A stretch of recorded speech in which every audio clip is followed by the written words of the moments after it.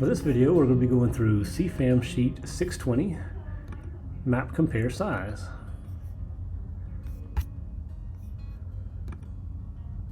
One of the questions I got worn out with as a data person in a district was, what are districts similar to our size doing? How are they handling this? And then people don't always realize that I don't just know off the top of my head what all districts across the entire state of Arkansas are close to our size. This sheet will kind of help with that. Hopefully it's beneficial to you.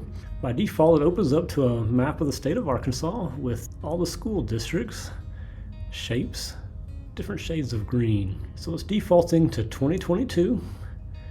The full range of the state, so districts that year were between 290, 21, 756. The legend's just kind of showing you how that gradient works, and as we expect, larger population centers in Arkansas are central, northwest, and west. And we're basing it currently on the third quarter average ADM for that year.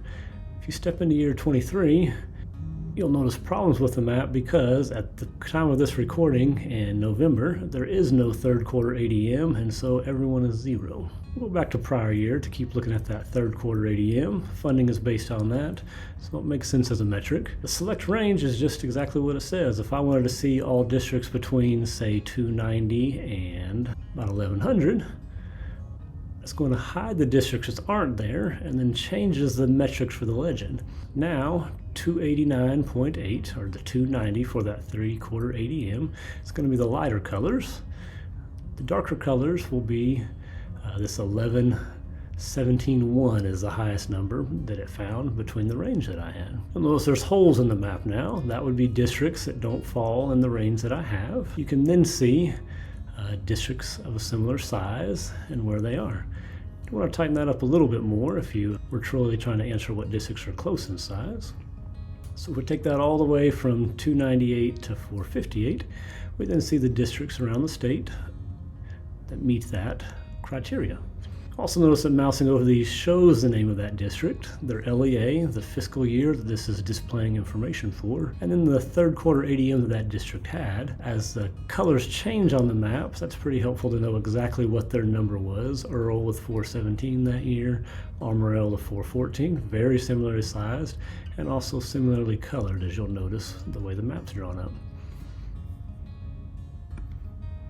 Take that back out to the whole state. Some interesting things that I noticed on this one is as you change fiscal years and we keep this same legend color for the whole state, you can see population shifts. Just a couple of clicks to see as districts change. You'll also notice consolidations and different things like that as there are no ADMs available for different years, as some of the lines change between years. Whenever I download the data for this, the image is nice for a visual, but the crosstab is actually going to have the numbers for whatever I have filtered down to. So this is going to be the whole state, but had you selected a state range that's similar to your size, you'd then have a file that you could dump into Excel, use different pieces for, and you would have a little bit too much information because we have the map drawings, but you would have that ADM number for the districts.